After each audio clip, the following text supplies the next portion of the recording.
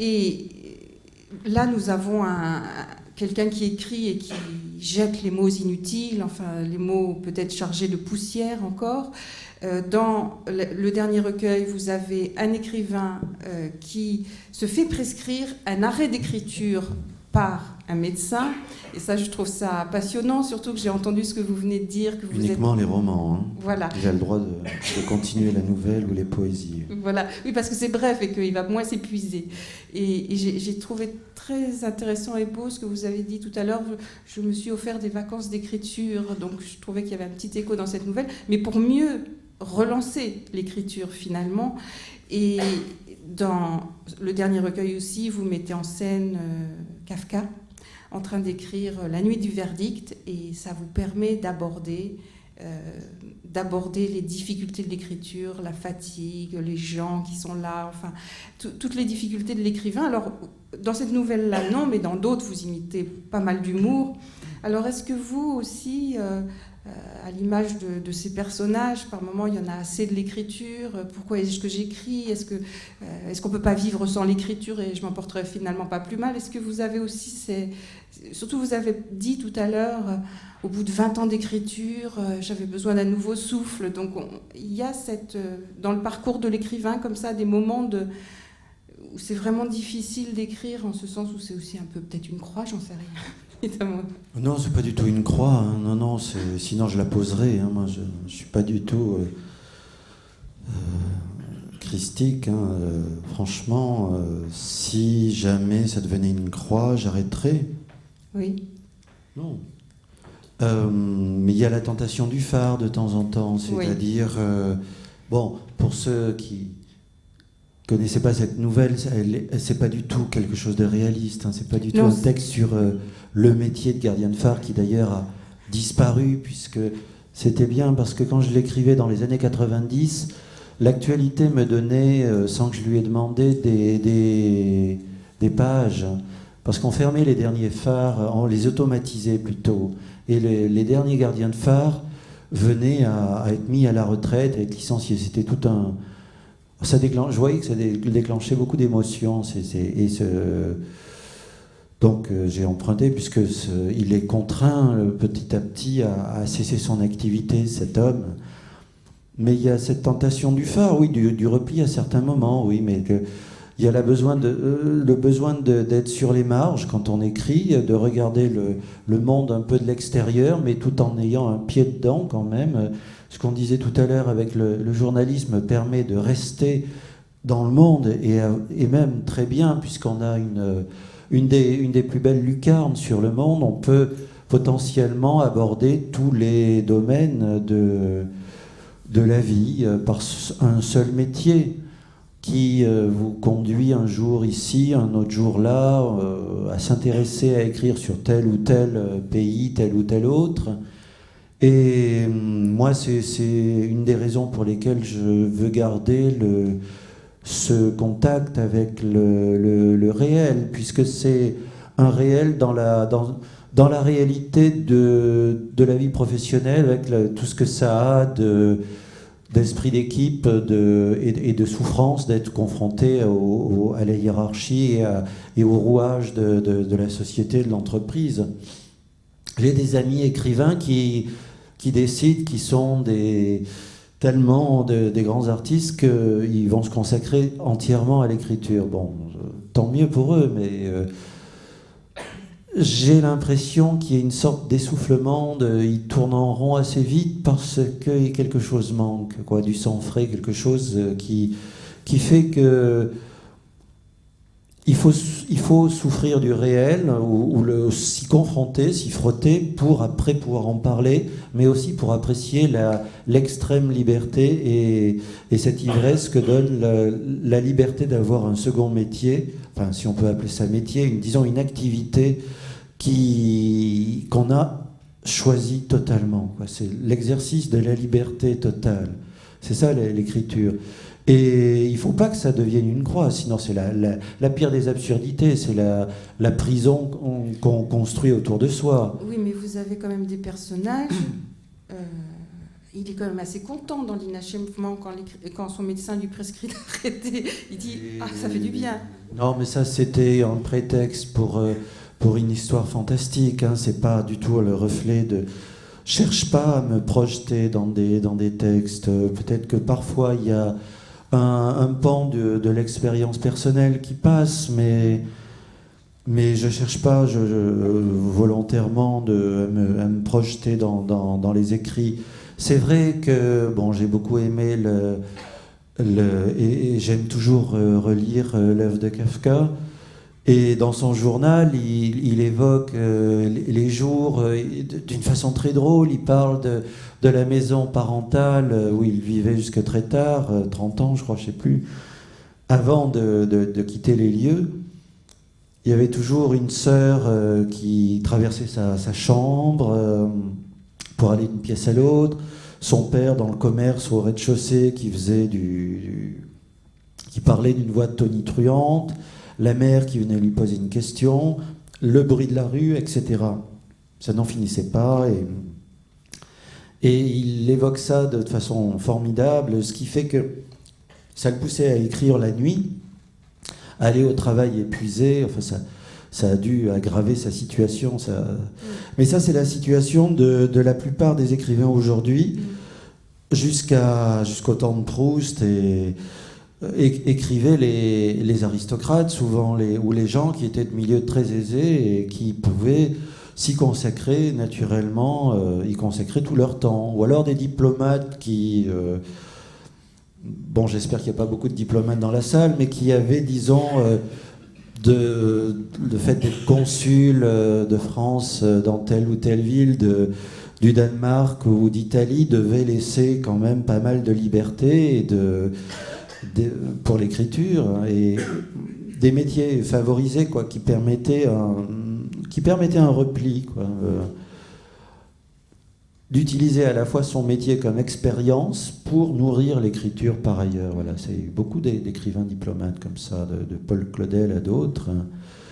Et qu'est-ce que je disais? Oui, et maintenant c'est le lot commun c'est la contrepartie d'une démocratisation entre guillemets de l'activité d'écrivain. Beaucoup de gens ont un niveau d'études élevé. Avant, c'était réservé plutôt, en général, plutôt aux classes aisées, jusqu'à la généralisation de l'enseignement au 19e, à la fin du 19e. Mais quelqu'un me disait, imagine si Proust avait fait les 3-8 à côté, quelle aurait été son œuvre? Ça aurait eu une incidence. Et on se bat constamment, malgré tout. C'est pour ça que je parlais de la nuit où Kafka a écrit son récit, Le Verdict, parce qu'il en parle en termes éblouis dans son journal. Il est tellement heureux d'avoir été tout entier, l'esprit ouvert à 100% à son activité d'écriture. Il était libre et il s'est laissé porter. Il était heureux comme tout. Ça n'était entrecoupé par aucun bruit. Il n'y avait pas telle usine dont il fallait aller s'occuper, tel ouvrier qui tombait d'un échafaudage et dont il fallait aller s'occuper pour ses histoires d'assurance, maladie et d'accidents, etc. Et il reflétait très bien dans son journal ce qui est aujourd'hui, ce qui s'est généralisé chez beaucoup de créateurs, et notamment dans l'écriture, c'est-à-dire qu'on est obligé de faire autre chose parce que la situation est telle que rares sont les auteurs qui arrivent à vivre de leur plume. Voilà. Tout à fait. Et donc là, effectivement, quand j'ai écrit La Nuit du Verdict, il y avait une résonance sur la difficulté qu'il y a à maintenir cette activité. Quand on me dit pourquoi est-ce que vous avez écrit, je réponds mais c'est pas ça la question. Tout le monde écrit à un moment ou l'autre, ou beaucoup de gens, mais comment fait-on pour continuer à écrire? Oui, tellement oui. C'est rebutant quand on voit le peu de succès qu'ont la plupart de bons auteurs. Hein. C'est ça le drame. La difficulté de trouver des lecteurs, d'avoir un minimum de reconnaissance qui se transforme en encouragement pour continuer à écrire, et comment, face à toutes les vicissitudes de la vie quotidienne, comment on continue pourquoi on continue à écrire d'autres livres après le premier, quoi. Tout à fait. Et qu'est-ce qu'il vous faut, vous, comme condition d'écriture? Peut-être vous n'avez pas besoin de conditions spéciales, mais est-ce que vous écrivez le matin ou est-ce que vous réservez des journées? Comment ça se passe, votre... Oh, ben, j'ai mes tics, mes habitudes comme d'autres. J'ai un ami qui écrit toujours à la machine. Il ne peut pas se passer de sa vieille machine à écrire, et c'est uniquement une certaine machine. Et il la rafistole comme il peut. Il trempe les rouleaux dans des bouteilles d'encre parce que ça ne se vend plus, ces choses-là. Alors donc il fait soi-même ses rouleaux qu'il enroule ensuite dans les bidules. Et voilà. Moi, il me faut l'ingrédient de base, c'est du café. Et parce que l'odeur du café va déclencher quelque chose dans le cerveau qui va vouloir écrire. Et ensuite, du vieux papier. Alors, j'avais comme ça une anecdote amusante. Il me faut des papiers, maintenant, c'était les vieux cahiers de brouillon dans les écoles. Ça doit me rappeler des moments pas désagréables dans les écoles de campagne. Je ne sais pas. Et je disais ça, c'était Philippe Lefay à la mission des mots de minuit, m'avait posé la même question. Et je lui ai dit, mais il me faut des vieux cahiers, des cahiers en papier recyclé. Et c'est très difficile à trouver. Je lui disais, je n'en ai plus que quelques-uns. Et il m'a tendu la perche. Il m'a dit, mais c'est un appel que vous lancez aux téléspectateurs. Oui. Et vous avez besoin de cahiers. Non, j'ai dit oui, de lieux où on peut trouver encore ces cahiers là, pour les acheter. Et une dame du sud de la France me contacte par mon éditeur et me dit, moi je crois que j'ai ce qu'il vous faut. Donnez-moi une adresse et je vous envoie ça. Et j'ai reçu 5 kilos de cahiers. C'est parfait. Donc là, je peux écrire encore 15 ans grâce à elle. Et donc, autrement dit, vous n'écrivez pas, vous n'utilisez pas l'ordinateur? Alors directement, non, c'est assez rare. J'ai un processus alambiqué qui fait qu'il faut passer de l'écriture manuscrite à l'écriture de l'ordinateur. Après, j'imprime, je corrige, je recopie à la main, et après, je recopie à l'ordinateur. Enfin, c'est un truc qui n'en finit pas. Et il m'est arrivé de temps en temps d'écrire directement à l'ordinateur. À la naissance de ma fille, je sais pas, j'avais envie d'écrire, les émotions étaient fortes, c'est des époques formidables quand on a un enfant. Et je voulais à tout prix écrire, mais il y avait très peu de temps, l'énergie, elle était réduite à 0. Et pourtant, donc j'écrivais directement à l'ordinateur. Voilà. Mais tout ça, c'est de la cuisine, c'est pas très intéressant au fond. Je sais pas. Même sur du papier blanc, j'y arriverai. Hein. Oui, et même quand on n'a que l'ordinateur, on y arrive. Enfin, on s'adapte en fait. Et donc, je voudrais quand même vous poser une question que vous avez vous-même posée à Ismaël Kadare en 1990, un auteur que vous aimez beaucoup et sur lequel vous avez écrit des essais. Je vais quand même vous la poser, même si je trouve qu'en début de votre entretien, je trouvais ça assez culotté. Pourquoi vous écrivez ? J'avais oublié que c'était la première question oui, dans les entretiens. Ah oui. Oui. Mais je sais pas, moi, pour que j'écris. Je sais pas. On le sait pas, heureusement qu'on le sait pas. Oui, lui, il disait, parce que je suis de la race des écrivains qui a été créée pour écrire. C'est un instinct de race auquel j'obéis. Oui, c'est sa modestie naturelle qui transparaissait déjà. Non, je sais pas pourquoi j'écris. Je ne sais pas, il y a un besoin de se construire un univers. Quelqu'un disait, un autre écrivain, Fernando Pessoa, la littérature comme toute autre forme d'art est l'aveu que la vie ne suffit pas. Oui, c'est vrai, d'une certaine façon. Ça ne veut pas dire que même en étant heureux, en vivant bien, ce qui est le cas de beaucoup d'entre nous aujourd'hui, on n'est pas en temps de guerre quand même, parfois il y a quelque chose de l'ordre du magique qui ne suffit pas, qui n'est pas là, et que la littérature, soit comme lecteur, soit comme auteur, peut vous donner. Alors j'ai longtemps trouvé comme lecteur, et ensuite il a fallu passer de l'autre côté de la barrière et devenir auteur, parce que même comme lecteur, il y a quelque chose qui ne me suffisait pas. Je voulais Déjà, je crois que j'avais 7 ans, je voulais certaines séries de livres, vous savez, dans les bibliothèques roses, vertes. Ça a été mon premier essai d'écriture par imitation. J'avais lu toute une série d'un auteur... Et il n'y en avait plus. Et je ne savais pas s'il allait encore en publier d'autres. Et j'avais tenté d'en écrire un. Donc on procède d'abord par imitation, peut-être pour s'approprier des clés d'écriture, pour essayer de reproduire le plaisir qu'on a eu comme lecteur. Et ensuite on continue. Mais ça c'est personnel. Pourquoi est-ce que moi je l'ai fait et que 90% des personnes ou plus ne le font pas? Ça je ne sais pas. La question c'est plutôt... souvent, je renvoie la question, mais pourquoi vous n'écrivez pas? Parce que ça me paraît, pour moi, très étrange que les gens n'écrivent pas. C'est plutôt... la norme me paraît d'écrire, mais d'écrire pas un journal intime, mais d'écrire, d'essayer de construire un univers de fiction, un univers à soi, qui apporte un regard sur le monde, un regard particulier, avec une écriture particulière, plutôt qu'une écriture indifférenciée d'agence de presse où tout est formaté, on vous dit non, pas tel mot, c'est trop compliqué, etc. Ils ont une sorte de structure, juste une digression, une parenthèse sur l'écriture d'agence. Un anglophone me disait mais tu sais, on est très surveillés parce qu'ils ont une sorte de surmoi qui s'appelle Londres, le siège de l'agence est à Londres, et de temps en temps on leur téléphone en leur disant ce que vous nous avez envoyé avant qu'on le répercute aux abonnés, aux clients, c'est trop compliqué, ce mot-là n'est pas dans le vocabulaire de l'agence, il faut trouver quelque chose de plus simple, quelque chose d'orwellien qui...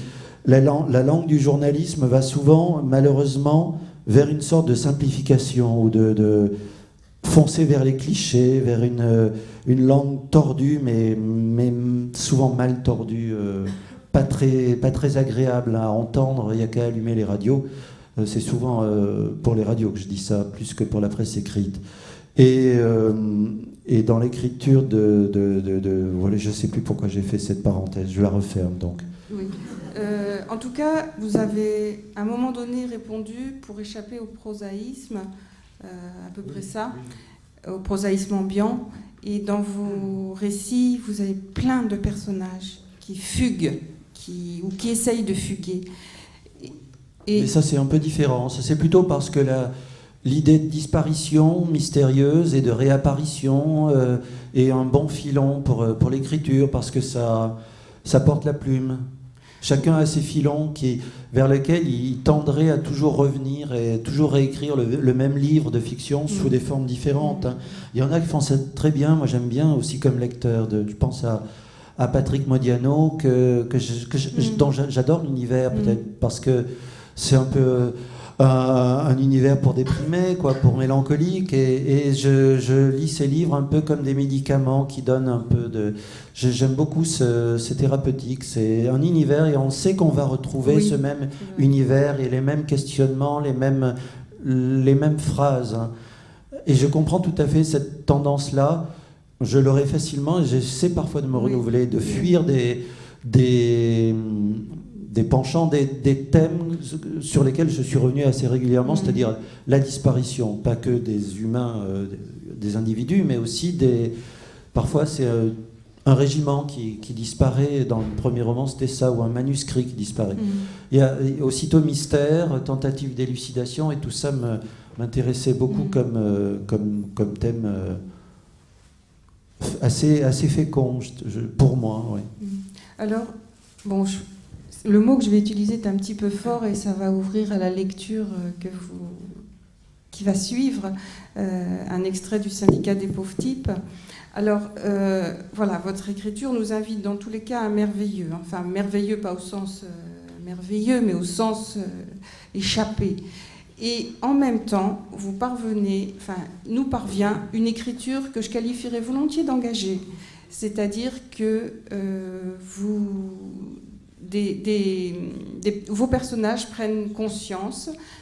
Dans une nouvelle un clown s'est échappé du cirque compétitif, je ne sais pas comment il faut dire ce mot, enfin bref, un mot qui le titre ressemble à la compétitivité, et ça parle de la Russie d'aujourd'hui, donc marché, ultralibéralisme plus que sauvage, et vous avez imaginé des hordes de communistes qui sont partis dans la forêt, et un personnage chargé de la répression finit par passer du côté des rebelles. Donc, est-ce que vous voulez bien nous lire c'est pas un extrait, c'est pas cette nouvelle, c'est le syndicat des pauvres types où nous avons un monsieur tout le monde qui va se trouver propulsé médiatiquement et en même temps il est contacté par un syndicat qui l'invite à cesser d'être ce qu'on attend de lui dans la société où il se trouve. Un jour, nous vous adresserons un signal. Un jour, lorsque nous serons prêts, mais il faudra pour cela que vous patientez encore, nous vous appellerons les uns et les autres à rejoindre votre poste pour déclencher l'opération qui nous permettra d'atteindre le but. Nous aurons estimé que le fruit est mûr et le moment venu. Quand ? À l'heure qu'il est, il m'est impossible d'être précis. Dans quelle mesure ce moment est lointain ou ne l'est pas, je l'ignore autant que vous. Tout dépendra beaucoup de votre état de préparation. Nous vous tiendrons au courant, nous aurons le temps d'en discuter ensemble. Ce que nous vous demanderons, vous allez sourire, ne rien faire.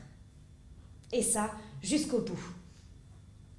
Nous pourrions créer entre nous un verbe pour résumer cette opération, inagir. Partout où nous serons présents, nous déclencherons au même moment la première grande grève de la vie.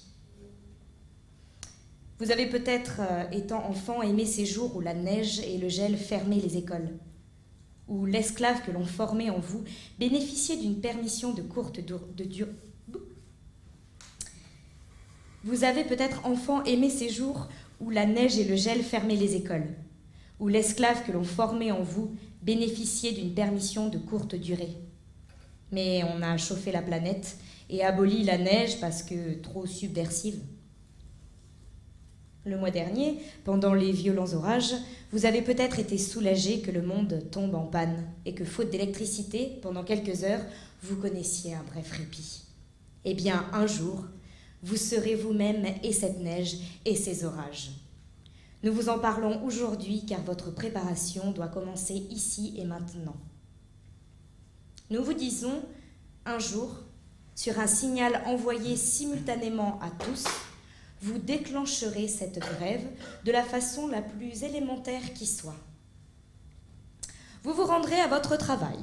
Enfin, partout vous serez attendu et vous ne ferez rien sans aucune préoccupation oratoire. Vous croiserez les bras en regardant l'autre dans les yeux, sans commentaire. Êtes-vous chauffeur de bus ? Vous garerez votre véhicule sur le bas-côté et jetterez les clés dans le caniveau. Employé, vous n'exécuterez aucune consigne. Facteur, vous lirez les lettres qu'en temps normal vous deviez distribuer. Vous prétexterez une sieste urgente. Vous n'alimenterez plus la machine de votre énergie bienveillante. Partout, puisque nous sommes partout, la machine connaîtra subitement des ratés jusque dans ses rouages les plus sommaires. Votre silence et votre calme, votre détermination seront nos armes les plus redoutables. Notre plus grande force est l'inertie. C'est une force peu commune, si peu utilisée que nul ne saura la contrer. Elle inquiétera, surprendra. Imaginez bien ce genre de scène car elles vous attendent. Vous êtes serveur de café et venez de recevoir le signal. Vous restez très digne lorsqu'on vous appelle à une table et vous faites signe de la tête que non, c'est fini, vous ne prendrez plus de commandes. C'est terminé et sans aucune explication. Mais ne craignez rien. Vous n'êtes pas seul. 5 mètres plus loin, dans le même café ou dans l'établissement voisin, une autre personne fait comme vous. Aux cuisines, le plongeur ne plonge plus. Le cuisinier ne cuisine plus, il a éteint la lumière et s'est reclus dans le silence. Et ce mouvement ne se limite pas à ces professions. Il s'étend bien au-delà, car je vous l'ai dit, c'est la grève de la vie. Elle doit être le plus large possible. Êtes-vous poète ? Posez la plume et cessez de rimailler. Êtes-vous pianiste à vos heures ? Vous abaissez le couvercle de votre instrument. Êtes-vous époux ou compagnon ? Vous ne caressez plus ni votre épouse ni votre compagne. Et si vous êtes à la chasse, vous posez votre arme. Votre voiture tombe en panne, abandonnez-la au bord de la route. Devenez absent. Et c'est à ce moment critique qu'il faudra absolument tenir bon. Durant les heures qui s'écouleront alors, interdiction de fléchir. Le reste du monde, qui ne comprendra rien à ce qui lui arrive, sera rapidement contraint à l'arrêt complet. Vous devez vous préparer à l'idée de tenir aussi longtemps qu'il le faudra. On vous prendra pour fou au début. On vous harcèlera, vous menacera. Cependant, dès que l'on aura constaté l'ampleur du phénomène, tout changera vite. Vous serez tenace et ne fuirez pas. Alors, quand nous sentirons que le moment est venu, nous nous exprimerons. Nous aurons attendu que les dominants soient à genoux. Comme ils ne supportent pas que leur machine s'enraye, notre revendication paraîtra certainement bénigne en regard de la catastrophe qu'ils redoutaient. Ils comprendront que la machine peut facilement repartir à condition de nous écouter. Ils entendront enfin la voix des pauvres types, des floués, des brimés, leur rappeler qu'ils veulent occuper leur place dans ce monde et ne plus être considérés de haut, enfin, pas de si haut, avec le sourire condescendant de ceux qui aiment tant parler au nom du peuple. La piétaille, leur dirons-nous. La piétaille ne réclame pas un centime. Elle exige qu'on la considère et qu'on ne l'utilise plus, qu'on ne la manipule plus. Elle demande une réelle et juste représentation dans ce monde qui fonctionne grâce à elle. Devenez absent.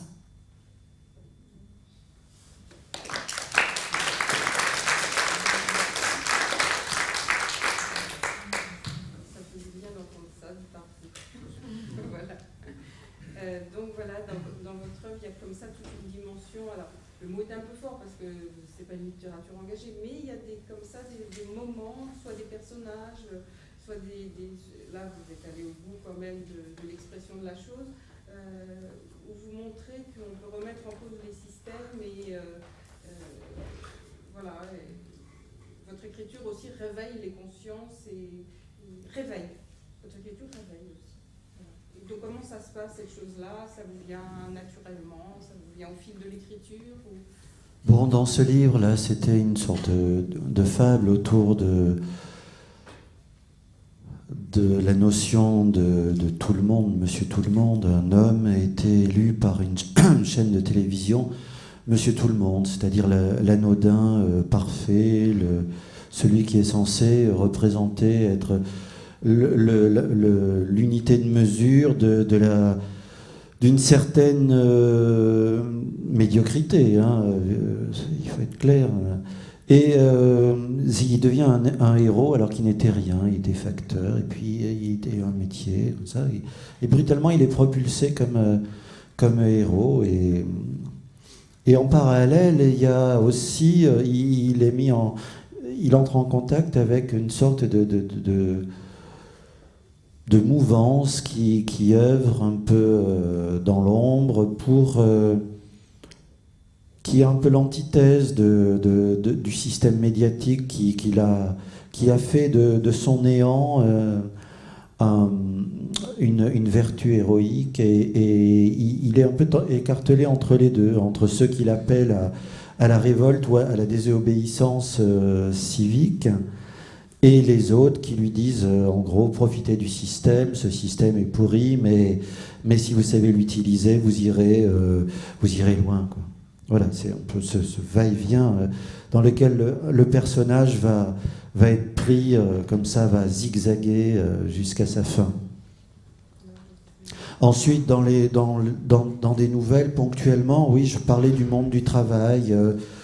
Voilà, je travaille depuis 25 ans dans le paradis artificiel et du secteur privé et voilà, j'en parlais un peu, ça fait du bien. Bon.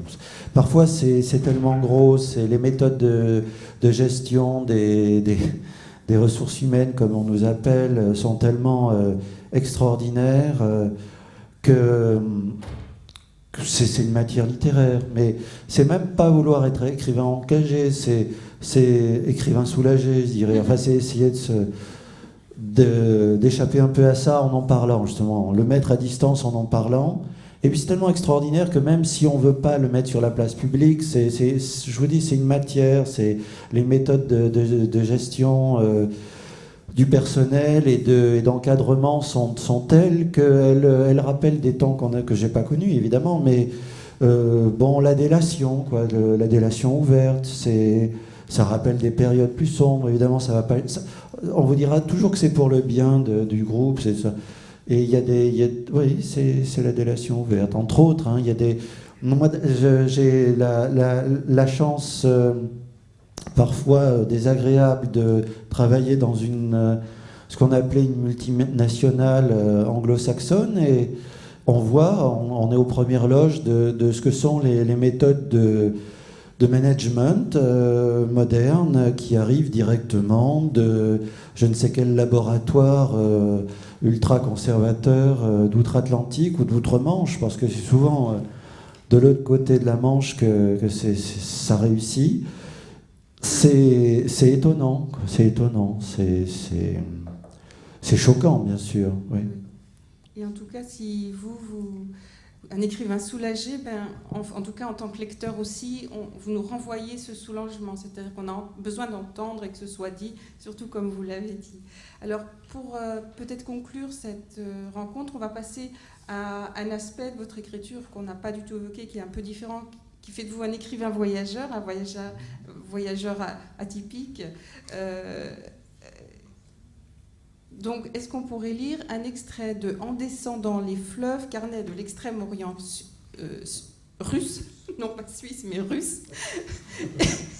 Et vous êtes parti avec Christian Garcin au-delà du cercle polaire, aux confins de la Chine et du Japon, en Yakoutie, enfin des territoires tout à fait inimaginables vus depuis, on va dire, Limoges.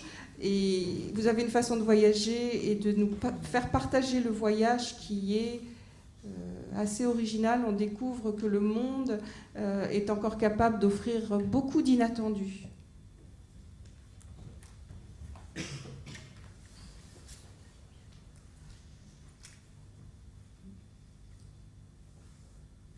Nous survolions une tache blanche sur la carte de Sibérie.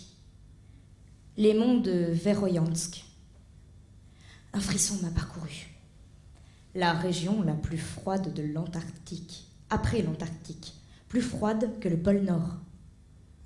J'avais appris en classe, comme tout le monde, que le record de froid de l'hémisphère boréal avait été enregistré là, quelque part sous les ailes de l'avion, dans les moins 82 degrés. Température à peine plus clémente que les moins 89,2 degrés relevés en Antarctique en juillet 1983.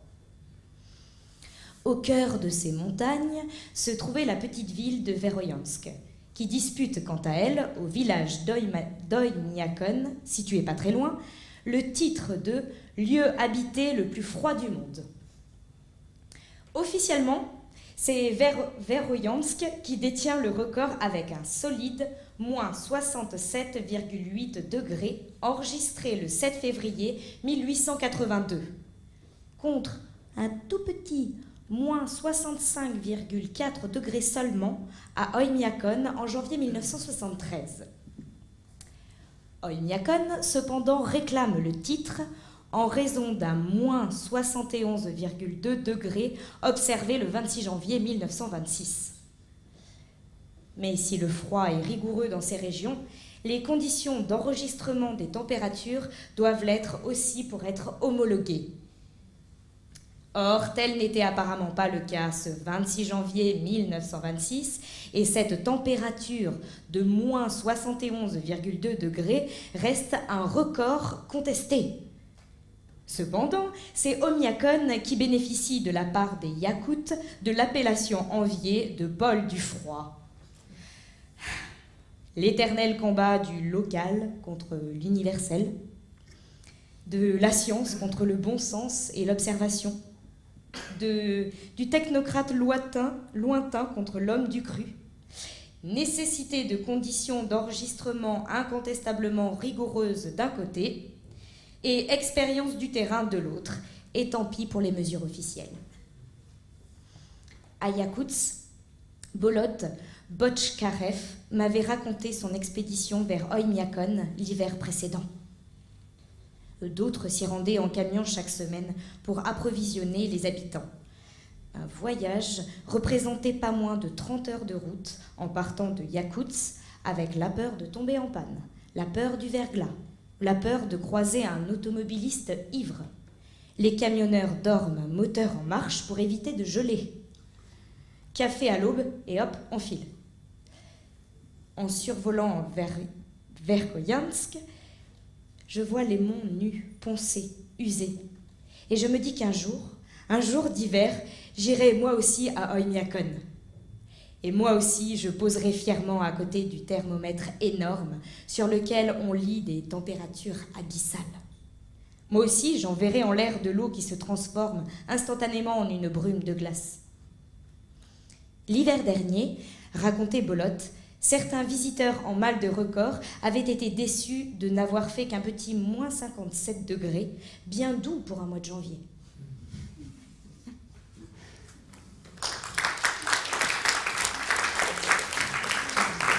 Donc voilà, on peut peut-être...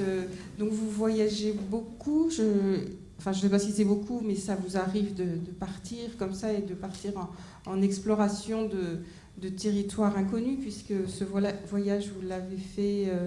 en fait, j'ai un peu oublié ce que vous m'aviez dit, mais en 91, vous êtes déjà rendu en Russie quand ça s'est ouvert et qu'il était possible d'aller sur des territoires jusqu'à présent fermés, en fait, aux Occidentaux.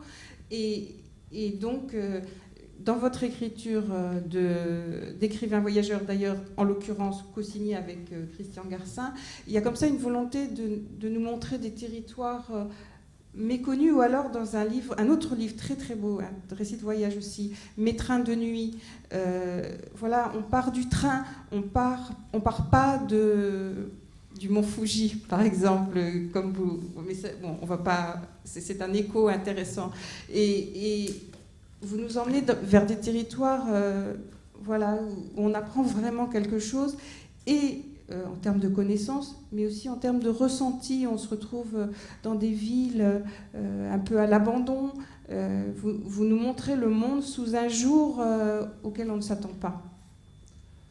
Ça a commencé quand j'étais enfant, je crois, et que j'écoutais les trains lointains, le jour de vent du Nord, et que j'écoutais mon grand-père de Limoges, qui avait longtemps travaillé à la SNCF à Limoges, mais qui auparavant avait été dans la marine marchande dans les années 30, qui avait voyagé là où on n'allait jamais si on n'était pas un militaire ou dans la coloniale ou un diplomate. Donc il y avait peu de gens qui voyageaient, mais lui avait eu cette chance d'aller et de faire teinter à mes oreilles des noms de villes merveilleux comme Yokohama, Shanghai, Djibouti, etc.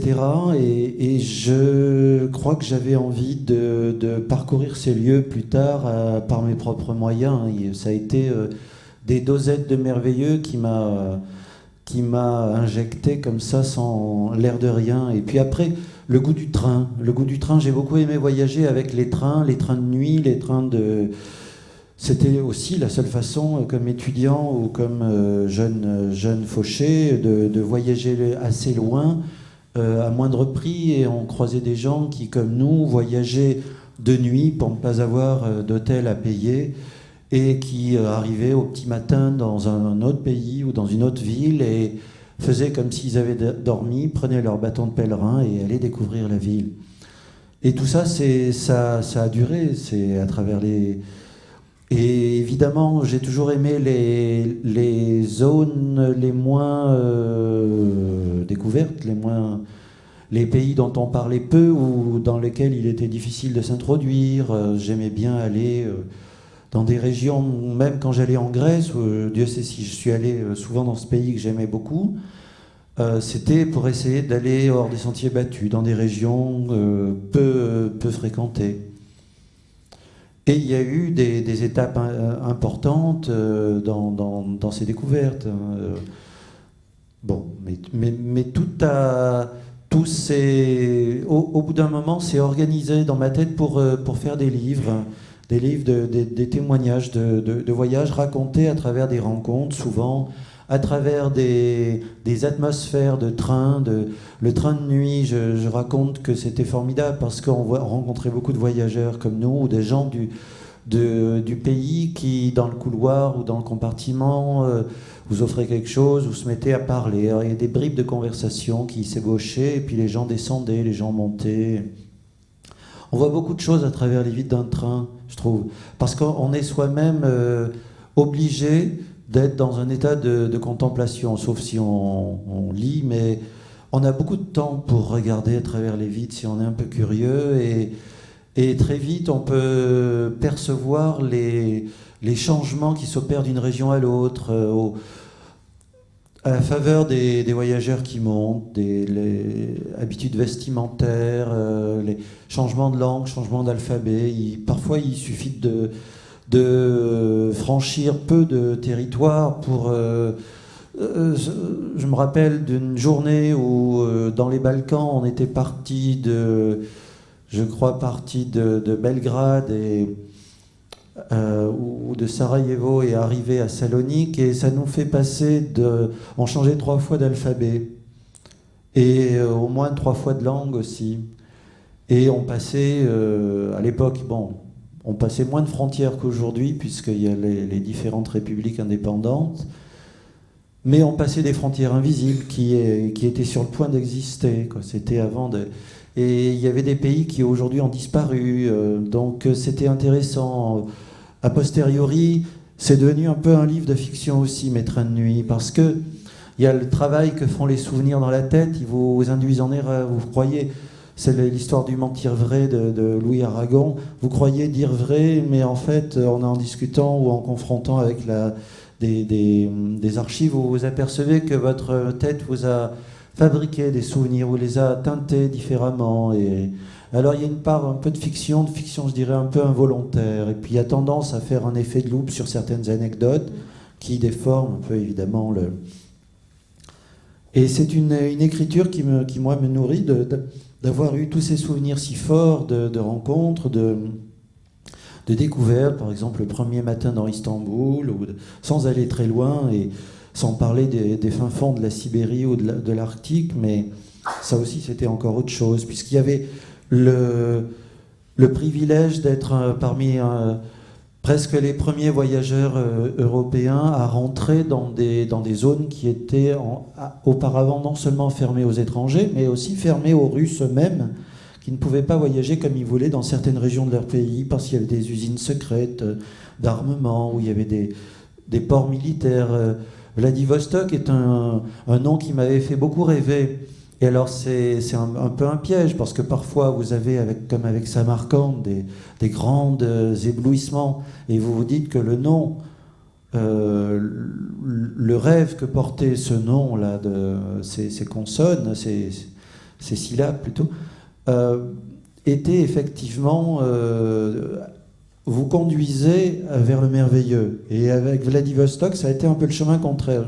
On a été l'un et l'autre très déçus par l'état de la ville, et puis la transformation actuelle est ultra rapide, la façon dont ils bétonnent tout ce site qui est très beau, mais dont la frénésie de consommation actuelle et l'absence de véritable état, c'est-à-dire de l'état très corrompu, a fait que vous pouvez bétonner, ou raconter que chaque hôtel essaye de prendre la vue de l'autre, et que maintenant on construit un peu sur l'eau pour avoir la vue sur la mer parce que l'autre l'avait prise avant, et qu'un hôtel qui a le privilège de donner sur la mer ne l'a pas vraiment pour longtemps, quoi. Ça peut très vite changer. Alors voilà, et aussi le train était un mode de vie différent, un mode pour moi tout à fait différent de l'avion. C'était une façon de poser sa vie, ses soucis, ses interrogations et son ego dans la gare de départ, et de voyager en étant tout à fait ouvert aux rencontres, avec une disponibilité qu'on a peu quand on est en voiture, où on doit faire attention à tout. Alors on se laisse porter, et notamment ça c'était le cas du transsibérien, où on est vraiment materné d'un bout à l'autre pendant 8 jours. On n'a rien à faire sinon aller au wagon-restaurant 2 fois par jour, ou descendre sur le quai pendant les 10 minutes d'arrêt et observer le changement des populations d'une gare à une autre. Tout ça à la vitesse très très lente de 70 km/h en moyenne, avec des haltes quand on veut au bord d'un grand lac ou en Mongolie. Et ça permettait de rentrer dans cette Mongolie dont j'avais longtemps rêvé, puisque c'était un pays où on ne voyageait pas, où on n'allait pas, et c'est assez récent qu'on peut vraiment découvrir ce pays formidable. Bon, ben peut-être que... Alors, quand même, vous exprimez là la curiosité dont vous avez parlé tout à l'heure, et certainement votre œuvre, l'ensemble de votre œuvre, c'est-à-dire même quand on lit une nouvelle qui se passe dans un endroit normalisé, on va dire, on sent votre curiosité pour le monde, et je trouve assez touchant de découvrir qu'une partie de cette curiosité est aussi une transmission chez vous de la part de votre grand-père qui vous a transmis cette soif de découvrir. Oui, il y a toute une chaîne de faits qui amènent à former l'envie de parcourir le monde. Quoi. Il y a plusieurs personnages, oui, il y avait plusieurs personnes dans la famille au sens large qui avaient travaillé dans l'administration coloniale, et puis des parents qui amenaient beaucoup en voyage, en vacances, et tout ça formait un regard à force et une envie de bouger, une sorte de nomadisme qui pour moi était un état normal, qui fait que maintenant j'ai beaucoup de mal à tenir 2 mois en place au même bureau, et voilà. Donc l'avantage des voyages, c'est que on les commence bien avant de partir, on les prépare, et ils continuent après le retour, et puis par l'écriture notamment, parce que pour moi c'est devenu une forme d'écriture très, très importante, de plus en plus importante, parce qu'il y a une force émotionnelle, un ressenti qui est très fort, et qui amène les mots plus facilement, j'ai l'impression que ça porte plus loin dans l'écriture, dans la formulation des situations, c'est peut-être plus fécond que la fiction souvent, si on s'attache uniquement à l'écriture. D'accord. Alors... Voilà, enfin si jamais on en est à la conclusion, je profite du moment que j'ai pas posé encore le micro pour vous dire merci, et pour moi c'était un plaisir d'avoir fait cette rencontre ici, et je vous redonne la parole. Non, tout simplement, est-ce que des personnes auraient quelques questions à poser à Eric Fay? Oui.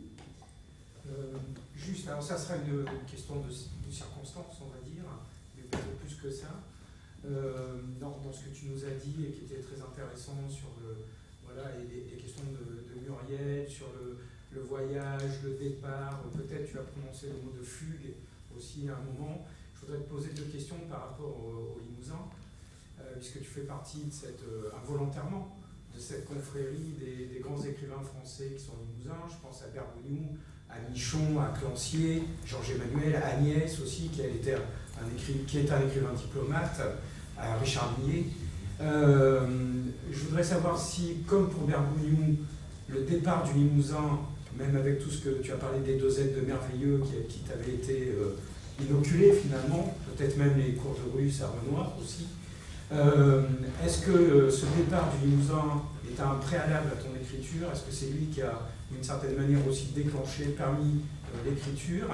Et deuxièmement, puisque tu as parlé des villages du Limousin que tu avais casés à un moment dans un de tes livres, est-ce que tu as soldé tous tes comptes avec le Limousin, soit sur le plan de la fiction, soit sur le plan même d'une forme de biographie, peut-être? Bon, je vais répondre assez succinctement, mais c'est difficile longtemps j'ai eu du mal avec les territoires que je connaissais, parce que quand on croit connaître, quand on a vécu un endroit, on s'aperçoit à quel point on ne connaît pas forcément bien ou pas assez ce territoire-là.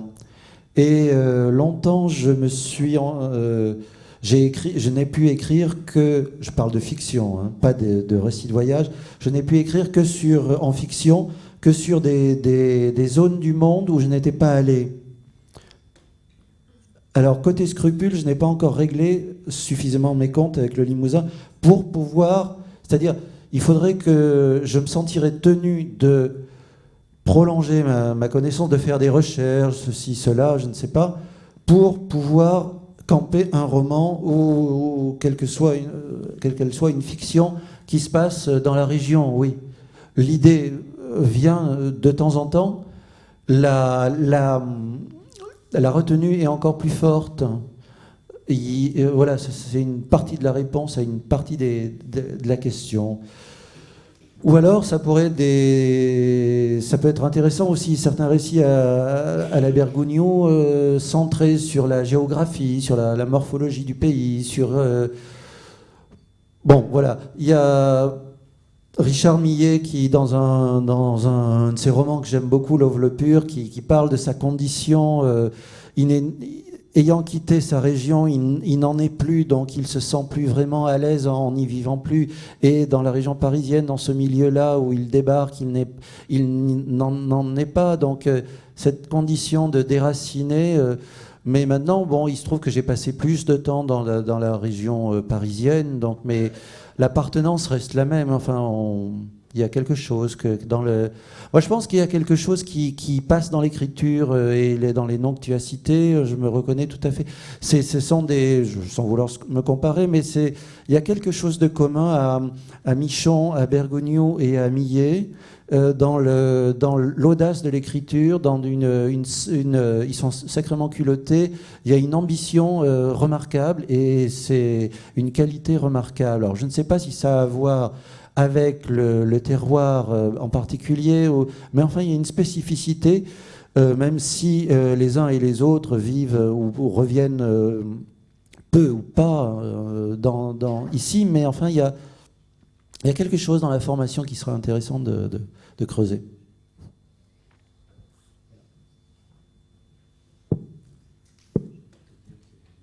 Oui, donc on vous propose maintenant de poursuivre peut-être la discussion avec Éric Faye à l'occasion de sa dédicace que l'on peut... Si vous voulez. Voilà.